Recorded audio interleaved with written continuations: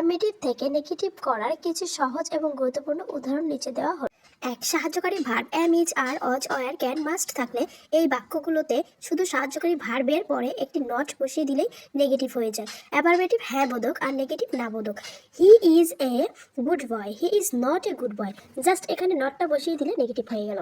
They are playing, they are not playing, I can do it, I can not do it, you must go, you must not go. 2, শুধু মূল verb থাকলে do, does, did এর ব্যবহার। যদি বাক্যে M, is, আর না থাকে তবে প্রেজেন্ট টেন্স এ ডু নট, ডাজ নট এবং পাস্ট টেন্সে ডিড নট ব্যবহার করতে হয়। অ্যাফার্মেটিভ হ্যাঁ বোধক, নেগেটিভ না বোধক। এক্সাম্পল, আই ইট রাইস, এখানে ইট হচ্ছে প্রেজেন্ট টেন্স, এখানে বসবে ডু নট, তাহলে I do not eat rice.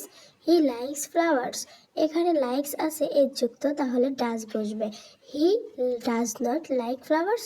They went to school, went হচ্ছে পাস্ট টেন্স, তাহলে they did not go to school.